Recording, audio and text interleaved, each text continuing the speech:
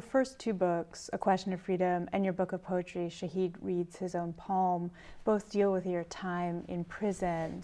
Did looking at that subject through the lens of poetry versus the lens of prose or the lens of nonfiction, did the genres open up different possibilities for you depending on? No, I think they both ask different kinds of formal questions. And so one, I think they both ask different kinds of formal questions. And two, I think the form actually does challenge you to say things that you might not have said without the form. And that's what the memoir is different because it's just a lot, man, to just write like 300 pages and you kind of figuring out like how to structure a long narrative arc. And I think that's just a challenge. And if you said something about dialogue when we were walking along. And one of the things I think, one of the reasons why I hate memoirs though, and I mean, hate is a relative term. That means I hate them. But no, one of the problems I had with memoirs, at least if I was to offer critique of my own, I would say that it's not populated with enough sounds of other people. But it's because you're lying if you're trying to like when you try to reproduce dialogue that happened 10 years ago, you're either a really great researcher and you could get that person, sit down and interview that person and just get them saying random things and get a sense of how they sound. And then I would love to actually do that. But I don't think people who write memoirs do that. I don't think that they process it that way. I think that what they do is they just start inventing voices for people as if they were fiction writers. And I just kind of think I'm not good at that, so I didn't do it.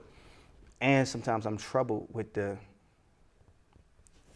I was troubled in my own book about how do I recreate like scenes and recreate dialogue when I hadn't talked to people in years. And even when I was talking to them, I mean, we were close, but I wasn't studying the way they structured their like language. Like if it was Southerners, I wasn't thinking about how Southerners put their words together. If it was somebody from, I had friends from all over the world really while I was in prison, which is weird. Prison was more diverse in some ways amongst people of color than the neighborhoods that I grew up in. And if I wanted to create like a great book, right, I think that, I would have to have fidelity to not only their meaning, but also their sound.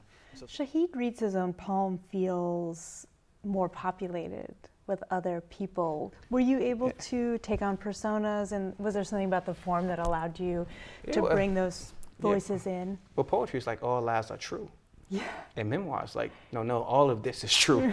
But poetry is like, these are the poems. These aren't, I don't expect you to read, like I don't expect you to fact check a poem. My editor fact checked my memoir. Like, you said you had 5 prisons.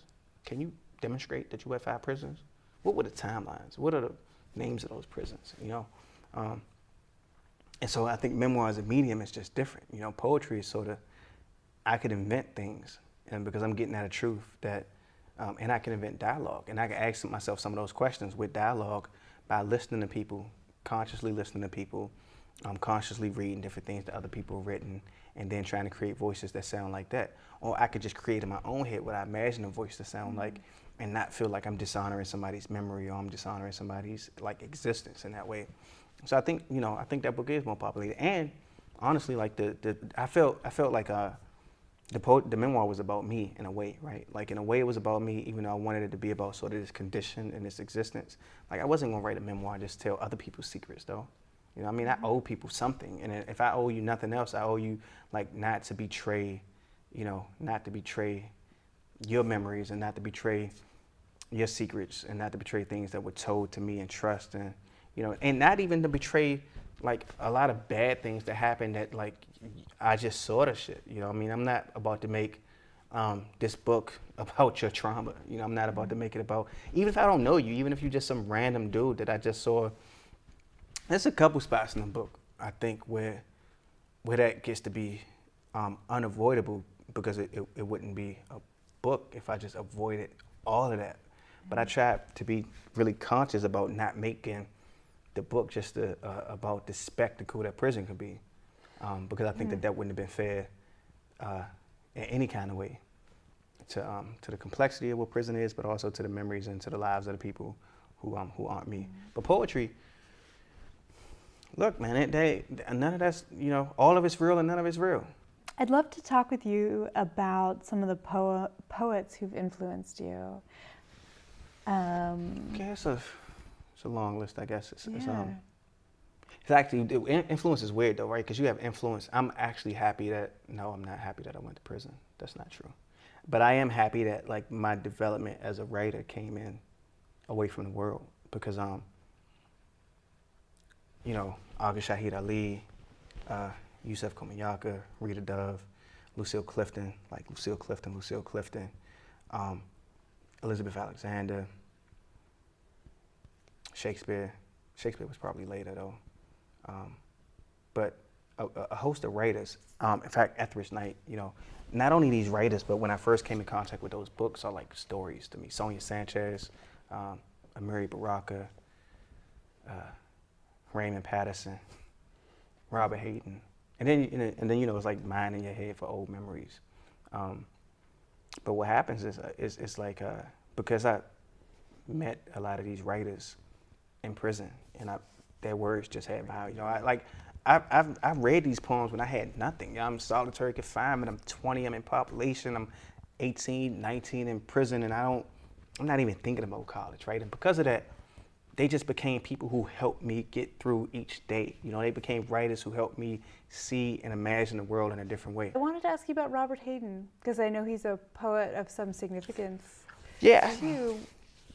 It's weird, man. I think, you know, like of many of the poets that I actually admire, man, I think Robert Hayden had this immense, like, just love of, like, Black culture, Black history, Black life, and an ability to turn it into poetry, I think, in a way that that other people didn't. So I admire Hayden a lot for that. But I also think he was just like, I could barely see, and I also think like Hayden could barely see, and so it's that. But it's also just the sound, you know, like he didn't write in a lot of forms, but musically, if you imagine, I'm not like a huge fan of free verse. At least I'm not a huge fan of free verse that's musicless and motionless. I'm a huge fan of poetry that like I could hear and see and feel the things that's going on, you know, like, and I just think he was a master at that. But if you read read the middle passage, I mean, one of the poems in here, it's called The Invention of Crack, and it's kind of patterned in some ways after the middle passage. And I remember one time I just, so in prison I've read all of his work, and I was just really just like, he could write, but not just that he could write, but just that you think of poets in two ways, right? And if poetry is coming from experience, then you imagine that what makes you a great poet is that you have all these great experiences. But I just kind of don't buy that, right? I think I buy sort of poet as visionary. I buy poet as being able to do something else with the world than what others can, right? And I feel like Hayden does that. But one of the ways that you see it is that he just approaches so much in his work, and it gets distilled, and it's history, and it's the personal, but it's always transformative.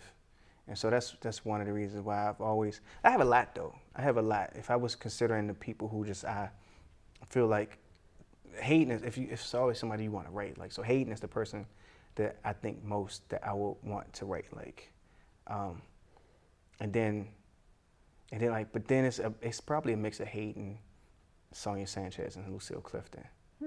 I think, because all of them kind of do different things, but for me, Hayden is the technical master, and then Sonia Sanchez, she has things that you just remember, and then Lucille Clifton, I think, is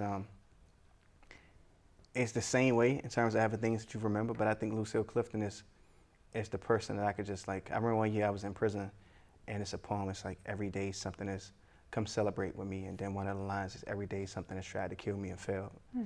I remember one year for Mother's Day, like, I wrote the poem out to like every woman I knew that had children, and I sent it to all of them, and I think Lucille Clifton is the person that gives you that. So yeah, but Robert Hayden has always been the writer that if you wish you could write like somebody, Robert Hayden would be the writer that I wish I could write like. So yeah. You said that you weren't a big fan of free verse poems, or at least musicless poems, or poems that are musicless, and then you said musicless, emotionless. Do you connect the music of the poetry, the rhythm of the poetry, the form of the poetry is that sort of like, for you, the engine that brings in the emotion? Yeah, well, you know, I mean, poetry has to be something. It can't just be words and like broken lines. I just, and so my understanding of poetry, I think, is just tied in. It's tied in both to what it says, but sort of the structure of it and the way that it says it. And so when I think about the way that it says it, I think about things like rhyme, and it doesn't have to be meter, but even if it's a consciousness of those things when it breaks those rules. I just think that you can't just throw words on a page and be like it's a poem, and you can't just rhyme a bunch of things and be like it's a poem. Or if it's a poem, it's not necessarily effective. Yeah. Have you seen somebody play basketball before and they just pick the ball up and run down the court and then stop? And it's like, yeah, but you just broke all the rules and that was silly. Like that. Like I'm not gonna. That's not basketball anymore. So sometimes so with poetry, at least with my own work, I try to find a way to make myself acknowledge it as a poem when I see it.